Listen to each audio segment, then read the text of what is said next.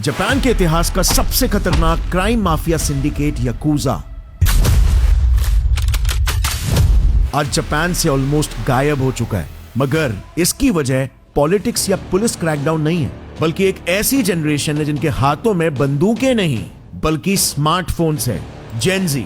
Yes, एक समय था जब याकूजा जापान के क्रिमिनल अंडरवर्ल्ड का दूसरा नाम था। पॉलिटिक्स से लेकर इकोनॉमी तक उनकी पकड़ हर एक जगह पर थी। लेकिन आज ये माइटी याकूजा का एम्पायर ऑलमोस्ट कोलैप्स हो चुका है और इसके पीछे हाथ है जेन ज़ी का, यानी 13 से 28 साल के बच्चे। मगर आखिर कैसे? सन 1881 में इस कहानी की शुरुआत होती है। जापान के कोबे पोर्ट के एक मछुआरों के गरीब परिवार में जन्म हुआ यामागुची हारुकीची नाम के एक बच्चे का। हारुकीची एक मछुआरों के समूह का था जो पोर्ट के लिए मजदूर सप्लाई करने के साथ साथ छोटी मोटी चोरी चकारियां भी किया करते थे। सन 1915 यामागुची हारुकीची ने सिर्फ 50 मजदूरों के साथ अपना एक गैंग शुरू किया, यामागुची गुमी। इनकी पहचान, हर एक सदस्य के पूरे शरीर में टैटूज गोंधे होंगे और गैंग में भर्ती होने से पहले अपनी वफादारी को साबित करने के लिए हर एक इंसान को अपनी छोटी उंगली कुर्बान करनी होगी।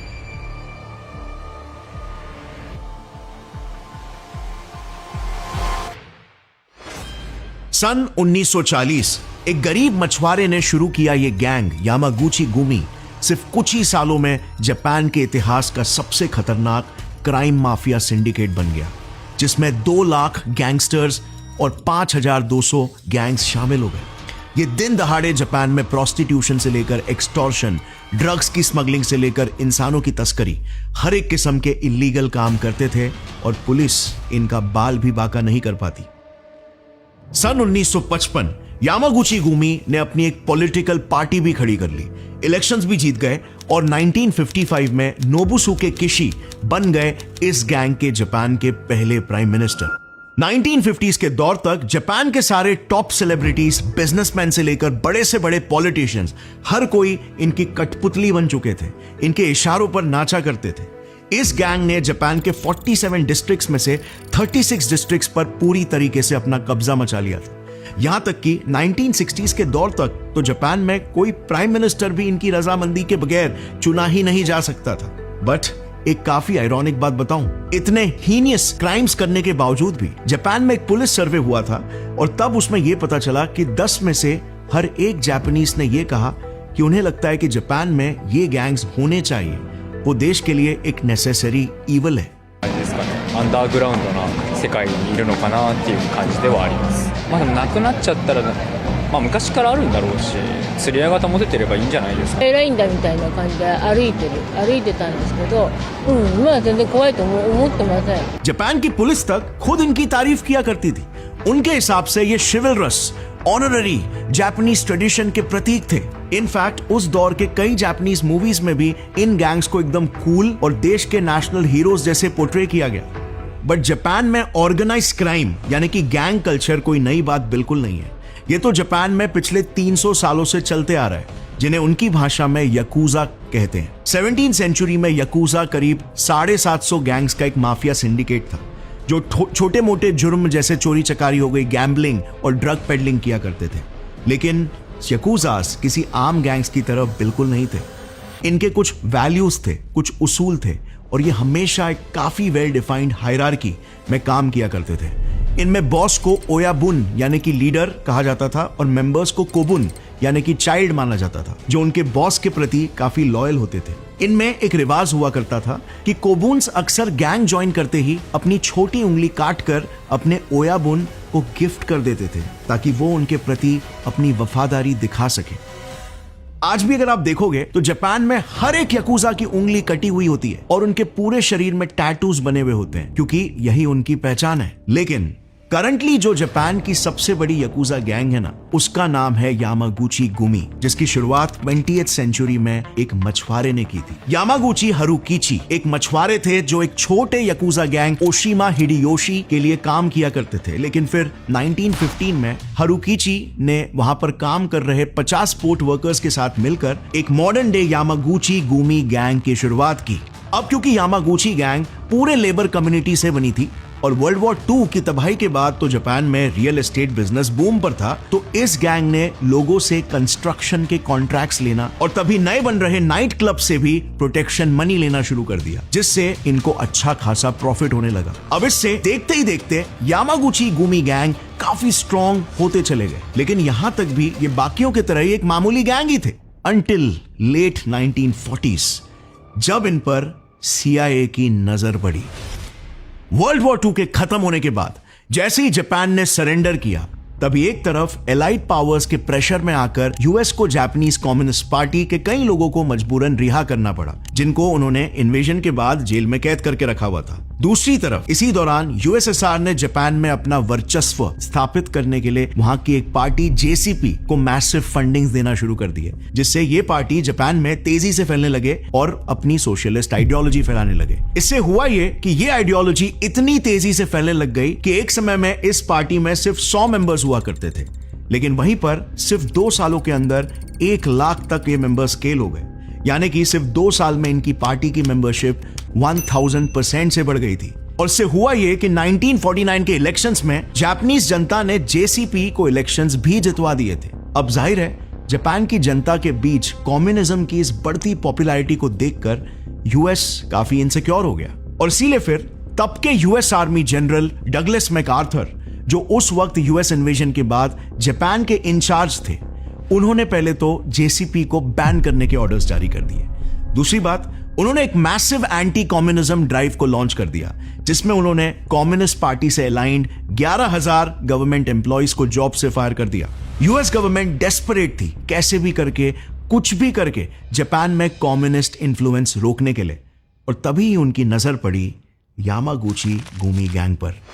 उन्होंने सोचा एक ऐसा गैंग जिनके कनेक्शंस जापान के सारे टॉप एलीट से है, जो जापान के ऑलमोस्ट 3/4 एरिया पर राज करते हैं, जिनसे जापान का बच्चा बच्चा कांपता है। अगर हम इन्हें अपने काबू में ला ले तो ये यूएसएसआर के खिलाफ हमारा सबसे बड़ा हथियार बन सकते हैं। और इसीलिए फिर लेट 1950s में CIA ने यूएस गवर्नमेंट के कहने पर याकूजास के साथ नजदीकियां बढ़ाना शुरू कर दिया। सबसे पहले CIA ने याकूजास के मेंबर्स को अपने पेरोल पर हायर करके उनसे कम्युनिस्ट पार्टी के लोगों पर अटैक्स करवाना शुरू कर दिया। जैसे उस समय का एक सबसे इनफेमस मात्सुकावा ट्रेन डिरेलमेंट का केस। इसमें CIA के कहने पर याकूजा के मेंबर्स ने एक ट्रेन को ही डिरेल कर दिया था, जिसमें 3 लोगों की मौत हो गई थी और कई लोग जख्मी हुए थे। ये करवाने के पीछे CIA का मकसद बिल्कुल साफ था कि वो इस पूरी दुर्घटना का ब्लेम JCP पर डालना चाहते थे, जिससे लोगों के बीच कम्युनिस्ट पार्टी की इमेज एक टेररिस्ट ऑर्गेनाइजेशन की तरह बन जाए।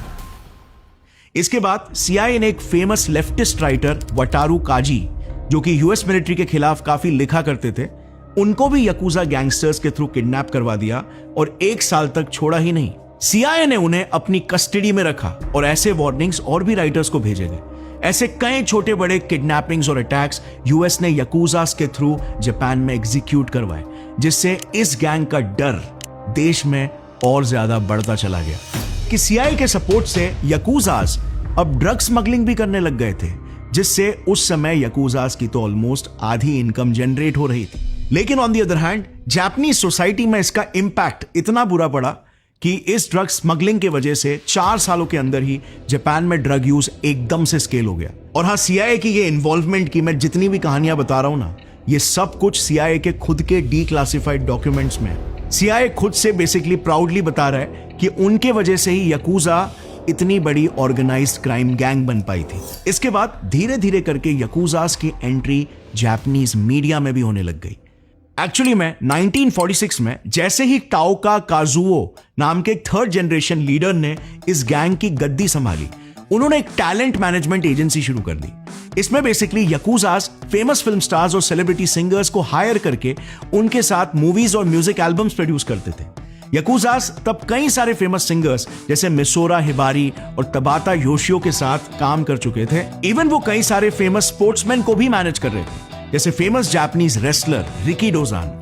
मतलब टाओका काजुओ की लीडरशिप में याकूजास जापानीज एंटरटेनमेंट इंडस्ट्री में भी एक बड़ा नाम बन चुके थे। Japanese actors, producers, directors, athletes, सब कुछ याकूजास की टैलेंट मैनेजमेंट एजेंसी के साथ काम करना चाहते थे, क्योंकि कई आम लोग उनके साथ जुड़ के ही रातों रात स्टार्स बन गए थे। और जाहिर है यकूजास के पास मूवीज, बड़े से बड़े प्रोजेक्ट्स, म्यूजिक वीडियोस लॉन्च करने के लिए काफी काला पैसा था कि वो मीडिया इंडस्ट्री में लगाकर वाइट करना भी चाहते थे।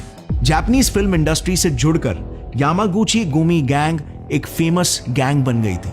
लेकिन 1950s के दौरान एक ऐसी घटना घटी जिसने यकूजास को लिटरली जनता का हीरो ही बना दिया। एक्चुअली में 1950s में कोबे सिटी में एक दूसरी गैंग सांगोकुजिन गैंग, जिसमें चाइनीज, ताइवानीज और कोरियन शामिल थे, उन्होंने कुछ पुलिस वालों को ही किडनैप कर लिया था।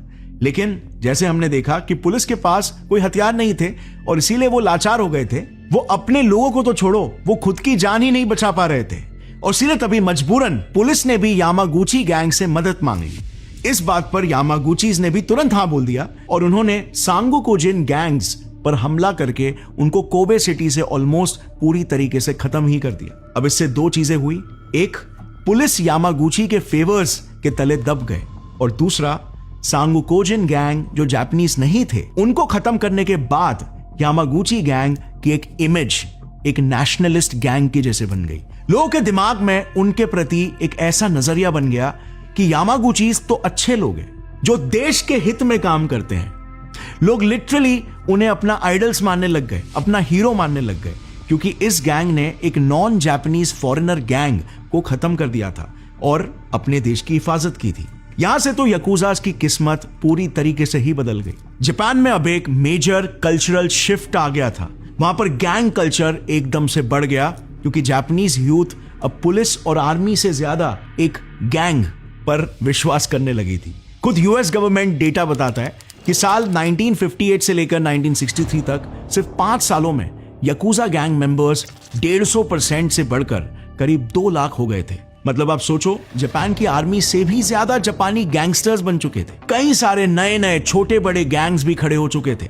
इसी दौर में अप्रॉक्सीमेटली 5200 यकूजा गैंग्स पूरे जापान में ऑपरेट हो रहे थे और इन 5200 गैंग्स में से यामागुची गुमी के अंडर ही करीब 500 गैंग्स शामिल थे, जिनके टोटल 9440 एम्प्लॉइज थे। मतलब अगर शॉर्ट में इनका स्ट्रक्चर बताऊं तो यामागुची गुमी का एक टॉप बॉस यानी कि ओयाबुन था, जिसके नीचे 103 बॉसेस थे जो अलग अलग डिस्ट्रिक्ट्स के गैंग लीडर्स थे। इस दौर तक यामागुची गैंग इतना बड़ा हो चुका था कि जापान के 47 डिस्ट्रिक्ट्स में से 36 डिस्ट्रिक्ट्स को इन्होंने पूरी तरीके से अपने कंट्रोल में ले लिया था। मतलब एक तरह से पूरे जापान पर ही इनका एक स्ट्रॉन्ग कंट्रोल आ चुका था और यामागुचीज ने अलग अलग इंडस्ट्रीज में अपनी इन टोटल 5000 कंपनीज खोल रखी थी, जिनसे वो सालाना का 10 बिलियन येन्स कमा रहे थे।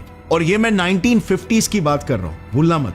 बाय द वे, ये क्रिमिनल गैंग्स इतने ओपनली बिजनेस किया करते थे, बट पुलिस इनकी तारीफ क्यों करती थी? वेल, इसका एक कारण तो ये है कि ये अपने एनुअल प्रॉफिट्स में से पुलिस को भी करीब 500 मिलियन येन का हफ्ता दिया करते थे। तो अब आप ही बताओ, इतने ज्यादा पैसों के बदले में क्रिमिनल्स की तारीफ करना तो थोड़ा बनता ही है। इस सब से ये बात तो साफ थी कि जापान में यामागुची गैंग फाइनेंशियली स्ट्रांग और इन्फ्लुएंशियल हो चुकी थी पूरी तरीके से। पर क्रिमिनल तो आखिर क्रिमिनल ही होते हैं, उनके पास थोड़ी ना लीगल पावर्स होती है।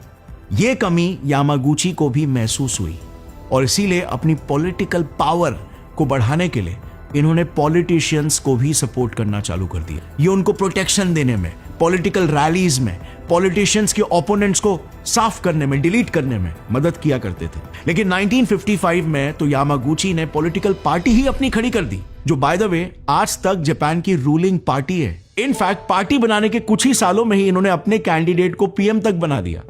Famous Indonesian political magazine tempo में कवर्ड स्टोरी बताती है कि x Japanese PM Shinzo Abe के दादा नोबुसुके किशी पहले यामागुची के गैंग मेंबर थे और यही आज की लिबरल डेमोक्रेटिक पार्टी के फाउंडर भी है।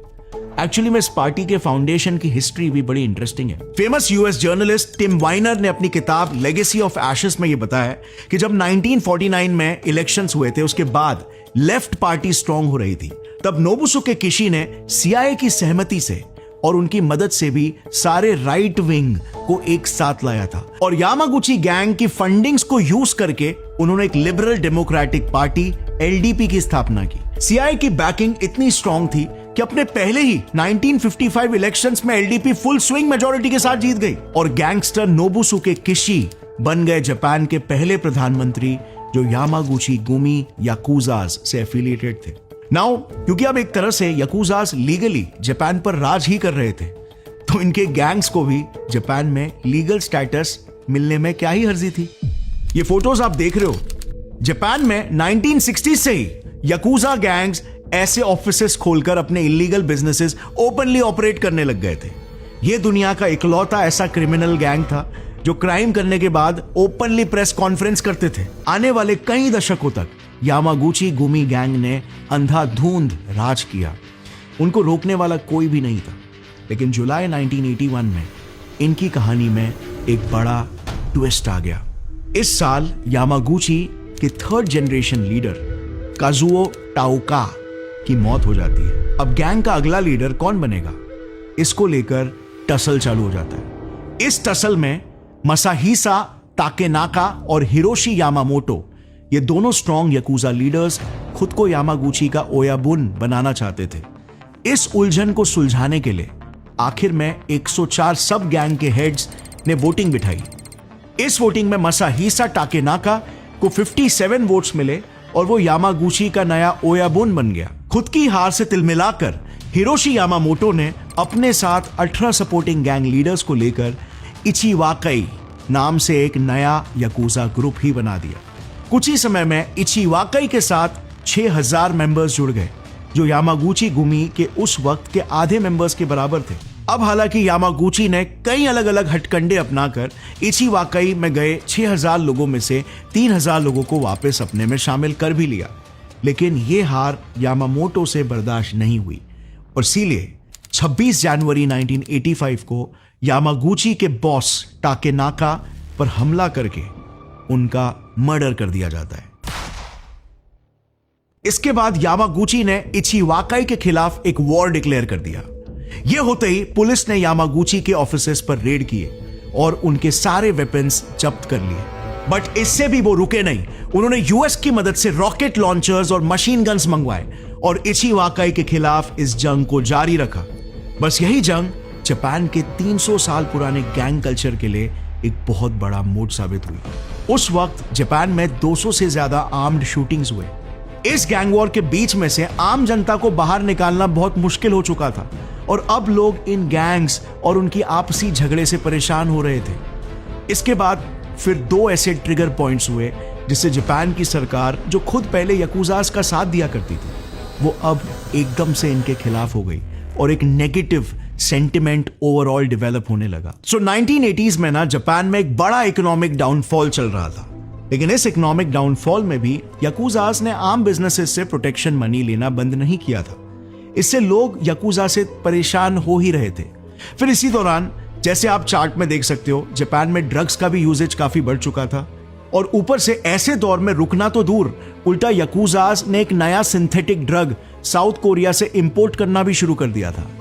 इससे जापानीज यूथ में ड्रग अब्यूज काफी बढ़ रहा था और देश की जनता का सेंटिमेंट याकुजास के प्रति नेगेटिव होते जा रहा था। याकुजास के बढ़ते क्राइम्स को देखते हुए जापानीज गवर्नमेंट को मजबूरन 1992 में एंटी बोर्योकुडान यानी कि एंटी गैंग लॉ पास करना ही पड़ा। यह लॉ पास होते ही जापान में गैंग्स पर हेवी क्रैकडाउन शुरू हो गया। गैंग्स के जो शहरों के बीचों बीच ओपन ऑफिसेस थे ना, उनको बंद कर दिया गया। उनके नाम पर जो प्रॉपर्टीज और बिजनेसेस थे, उन्हें भी सीज कर लिया गया। उनके लीडर्स को जेलों में डाला गया।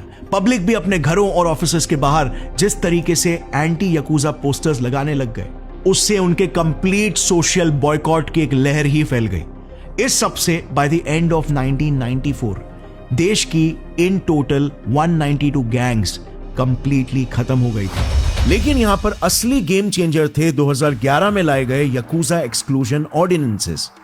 इन कानूनों ने याकुजा मेंबर होना ही एक सजा बना दिया। अगर आप एक याकुजा मेंबर हो तो आप बैंक अकाउंट नहीं खोल सकते, क्रेडिट कार्ड नहीं ले सकते, घर रेंट पर नहीं ले सकते, यहां तक कि एक मोबाइल फोन कनेक्शन भी नहीं ले सकते। बेसिकली आपको मॉडर्न सोसाइटी से पूरी तरीके से काट दिया जाएगा। Highly restrictive anti-Yakuza legislation has made life as a member of the Yakuza dysfunctional with modern day Japan. अब इस वजह से याकुजा का पूरा इकोनॉमिक मॉडल ही कोलैप्स कर गया। पहले वायलेंस से पैसा कमाना काफी प्रॉफिटेबल हुआ करता था। आप किसी को भी डरा धमका कर पैसे कमा सकते थे। लेकिन आज की डिजिटल इकोनॉमी में यह सब नहीं चलता। दुनिया बदल चुकी है। यकूजा के ट्रेडिशनल बिजनेसेस एक एक करके बंद हो गए। जापान की पोस्ट बबल इकोनॉमी ने रियल एस्टेट करप्शन के मौके कम कर दिए। डिजिटल पेमेंट्स के आने से उनके कैश बेस्ड रैकेट्स कमजोर पड़ गए। पुलिस क्रैकडाउन्स ने एक्सटॉर्शन और प्रोटेक्शन मनी के सोर्सेस को खत्म कर दिए। गैम्बलिंग और लोन शार्किंग जैसे ट्रेडिशनल रेवेन्यू स्ट्रीम्स भी डिक्लाइन हो गए। अब जब पैसा ही नहीं रहा तो पावर भी जाने लग गई। यकूजा अपनी ऑपरेशनल रेलेवेंस को खोने लग गया और कई गैंग्स छोटे छोटे कमजोर और लेस प्रॉफिटेबल टुकड़ों में टूट गए। लेकिन सबसे बड़ा हमला आया एक ऐसी जगह से जिसके लिए यकूजा तैयार ही नहीं था, एक जनरेशनल शिफ्ट। अब किसी भी कल्ट बेस्ड ऑर्गेनाइजेशन को जिंदा रहने के लिए नए यंग लोगों की जरूरत होती है। लेकिन जापान की Gen Z, well, they were really smart. वो यकूजा को ज्वाइन ही नहीं करना चाहते थे। आज के तारीख में एक एवरेज यकूजा मेंबर की एज 50 इयर्स प्लस हो गई है। मतलब 50% से ज्यादा मेंबर्स 50s, 60s और 70s में हैं और 20s में सिर्फ 5.4%। सो आखिर जापान के जेनजीज और यंग लोग यकूजा को ज्वाइन क्यों नहीं कर रहे? वेल, इसका जवाब है उनके कोर वैल्यूज में। देखिए, जेनजी डिजिटल नेटिव्स है। उनकी पूरी दुनिया उनके सेल फोन्स में ही है, जहां इंफॉर्मेशन और उनकी डिजिटल आइडेंटिटी हमेशा एक साथ रहती है। इसका मतलब यह है कि उनकी परवरिश सिर्फ जापानीज कल्चर में नहीं बल्कि इंटरनेट पर भी हुई है और इसीलिए वो अपनी पिछली जनरेशन से काफी अलग है। वो ज्यादा इंडिविजुअलिस्टिक है और उनके लिए ऑटोनॉमी और फ्लेक्सिबिलिटी सबसे इंपॉर्टेंट है। ये जापान के ट्रेडिशनल कल्चर से बिल्कुल उल्टा है, जो कलेक्टिविस्टिक है, यानी कि ग्रुप हार्मनी और सोशल नॉर्म्स को ज्यादा वैल्यू देता है। यही जनरेशनल टेंशन जापान की सोसाइटी में हर जगह पे दिखता है, लेकिन क्राइम की दुनिया में यह सबसे ज्यादा नजर आता है। क्योंकि यकूजा ट्रेडिशनल जापानीज कल्चर में डीपली रूटेड है। ये कलेक्टिविस्टिक ऑर्गेनाइजेशन है जहां पर हर मेंबर से एब्सोल्यूट लॉयल्टी की उम्मीद की जाती है। मेंबर्स को ऑर्गेनाइजेशन को खुद से ऊपर रखना पड़ता है। यहाँ एक स्ट्रिक्ट हायरार्की है जहां पर सुपीरियर्स की हर एक बात को माननी पड़ती है और इंडिविजुअलिटी को दबाया जाता है। और जेनजीज के लिए ये एनवायरनमेंट एकदम घुटन भरा है। अब अगर आज के तारीख की हम बात करें ना, तो ऐसा बिल्कुल नहीं है कि जापान में ऑर्गेनाइज्ड क्राइम या गैंग कल्चर कंप्लीटली खत्म हो चुका है। उल्टा आज के टाइम पे तो इससे भी बड़ी प्रॉब्लम खड़ी हो रही है। आज ये गैंग सीधा स्कूल और कॉलेज के बच्चों को टैप कर रहे हैं, वो यूथ्स को टैप कर रहे हैं, उन्हें क्रिमिनल्स बना रहे हैं। सबसे पहले आप ये ऐड देखना। ये ऐड है जापान में पार्ट टाइम जॉब की, जिसे यामी बैटो जॉब कहते हैं। इसमें सीधे सीधे डकैती करने के लिए करीब 3.5 लाख येन दिए जा रहे हैं। दरअसल जापान में काफी इंटरेस्टिंग ट्रेंड डेवलप हो रहा है।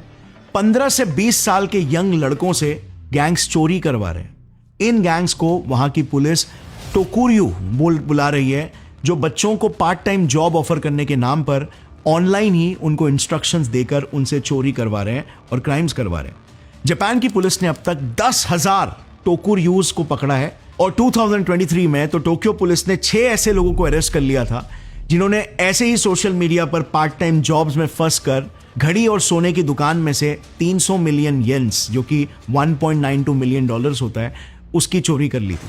करंटली जापान में ऐसी डकैती बहुत ही कॉमन हो चुकी है। इस साल सिर्फ 18 सितंबर से 1 अक्टूबर के बीच में जापान के कैपिटल टोक्यो में ऐसी 7 डकैती हो चुकी है। इन सभी डकैतियों को भी पार्ट टाइम जॉब्स बोलकर रिक्रूट किए लड़कों से ही अंजाम दिया जा रहा है। लेकिन सबसे इंटरेस्टिंग बात पता है, यकूजा एक्चुअली में लड़ाई में नहीं हारे, वो चुप्पी में मर गए। जेनजीज ने उन्हें लड़ाई में नहीं हराया जहां पे यकूजा का स्ट्रेंथ था, बल्कि जेनजीज ने उन्हें इररिलेवेंट बना दिया। क्राइम भी बाकी सब चीजों की तरह अब डिजिटल वर्ल्ड में इवॉल्व हो रहा है और इस नई दुनिया में यकूजा के लिए कोई जगह ही नहीं है, बल्कि जेनजीज एक बहुत बड़ा कल्चरल शिफ्ट भी ला रहे हैं जापान में। जापान में आज कंपनीज भर में मैस रेजिग्नेशंस हो रहे हैं और इसके पीछे की वजह है खुशी की तलाश। In Japanese, we have this expression called karoshi, which is literally death by overwork. अब खुशी एग्जैक्टली क्या है, इसके पीछे का साइंस क्या है, हमारा दिमाग लाखों सालों के एवोल्यूशन से खुशी के लिए कैसे इवॉल्व हुआ और क्यों जापान में अचानक से बहुत सारे लोग रिजाइन कर रहे हैं, इस पूरे मुद्दे पर एक बहुत ही डीप साइंटिफिक वीडियो मैंने अपने main get set fly science channel पर ऑलरेडी बना लिया है। यहां पर क्लिक करके आप उसे देख सकते हो। And thanks for watching this video. अगर इस वीडियो से आपको कुछ भी नया सीखने मिला, एक लाइक जरूर ठोकना। See you next time. Take care. जय हिंद।